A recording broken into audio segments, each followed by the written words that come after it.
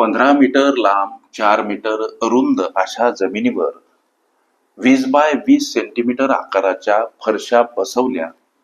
प्रत्येक फरशी बसवण्याचा खर्च 48 रुपये असून प्रत्येक फरशीची किंमत 250 रुपये असेल तर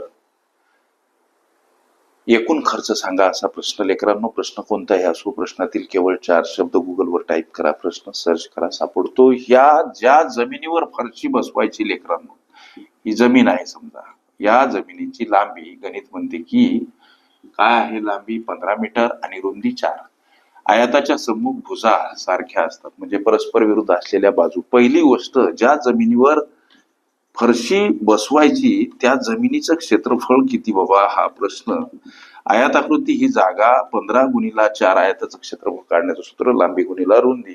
हा गुणाकार जेव्हा करू जाल तेव्हा 60 चौरस मीटर हे त्या जमिनीचं, ज्या जमिनीवर फरशा बसवायच्या त्या जमिनीचं क्षेत्रफळ सापडते. आता या जमिनीवर ज्या फरशा बसवायच्या त्या फरशीची लांबी रुंदी म्हणजे काय, 20 बाय 20 सेंटीमीटर. अर्थात चौरस आकृती फरशा बसवायच्या एका फरशीचं क्षेत्रफळ, इथं एका फरशीचं क्षेत्रफळ किती, इथं 20 सेंटीमीटर बाय 20 सेंटीमीटर. अर्थात ही फरशी चौरस आकृती आहे, म्हणजे या सेंटीमीटरचं मीटर मध्ये जर रूपांतरण केलं तर 0.2 असं होते. का होते, 20 सेंटीमीटर म्हणजे किती मीटर, त्यासाठी एका मीटर मध्ये असलेले 100 सेंटीमीटर भागीला घ्यावे लागतात. लेकरांनो, हा शून्य गेला, 2 छेदस्थानी 10, हा भाग 0.2 असा जातो. मात्र हे माप येते म्हणजे मीटर मध्ये, हे तुमच्या लक्षात आलं असावं. वाक्सरनं 0.2 असं का मांडलं, तर हे मीटर हे सुद्धा मीटर करायचं म्हणून. मग हा गुणाकार 0. काय तर बेदोनी 4, पण तसा 4 नाही येणार, 0.04. गोष्ट लक्षात घ्या, 0.04 चौरस मीटर हे झालं लेकरांनो फरशीचं क्षेत्रफळ. आता ज्या जमिनीवर फरशा बसवायच्या त्या जमिनीमध्ये एकूण फरशा किती बसतील हा एक प्रश्न मनाशी निर्माण करा. एकूण फरशा किती बसतील बाबा, त्यासाठी जमिनीचं हे क्षेत्रफळ याला भागीला एका फरशीचं हे क्षेत्रफळ 0.04 भागीला घ्या. असं केलं म्हणजे त्या जमिनीवर, ज्या जमिनीवर फरशा बसवायच्या त्या फरशांची संख्या किती याचा शोध आम्हाला घेता येतील. अंशस्थानी असलेले 60 त्याच्यासोबत 100 गुणीला का घ्यायचे, छेदस्थानी असलेलं दशांश चिन्ह घालवायचं म्हणून. छेदस्थानी असलेलं दशांश चिन्ह घालवायचं, अंशस्थानी 0 घ्या. मात्र किती, तर दशांश चिन्हानंतर 2 स्थळ म्हणून एकावर 2 शून्य असलेली संख्या अंशस्थानी जेव्हा आम्ही गुणीला घेऊ तेव्हा छेदस्थानी असलेलं दशांश चिन्ह गायब होते. हा भाग जातो 15 न सर, म्हणजे 15 गुणीला 100 हा गुणाकार 1500 फरशा हे उत्तर प्राप्त झालं की बाबा त्या जमिनीवर 1500 फरशा बसणार.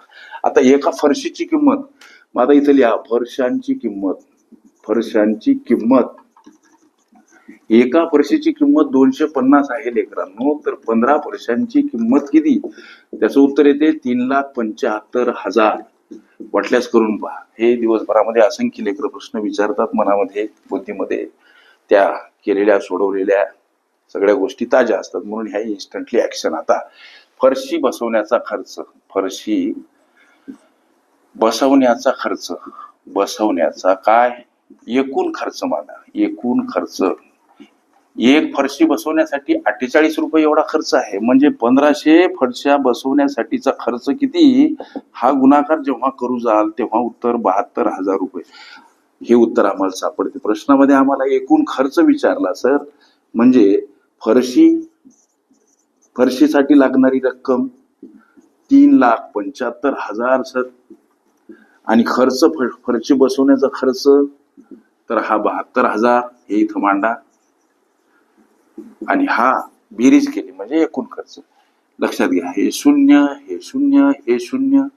आता पुढं 5 आणि 2 7 आणि 7 आणि 7 14, 4 चला 1 3 आणि 1 4, 4,47,000 रुपये हे तुमच्या विचारल्या प्रश्नाचं लेकरांनो उत्तर.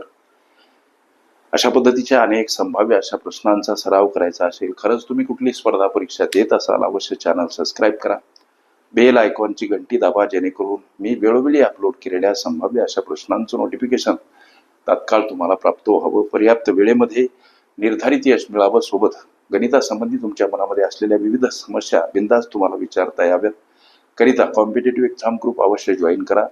तिथं तुम्हाला दररोज असंख्य अनलिमिटेड भरघोस अशा संभाव्य प्रश्नांचा नित्य सराव करता येईल. फरशी, आयाताची लांबी, रुंदी, परिमिती, क्षेत्रफळ काढणे या माझ्या प्लेलिस्ट अवश्य बघा. त्यामध्ये विविध स्पर्धकांनी विविध अंगांनी विचारलेल्या संभाव्य अशा असंख्य प्रश्नांचा सराव तुम्हाला करता येईल.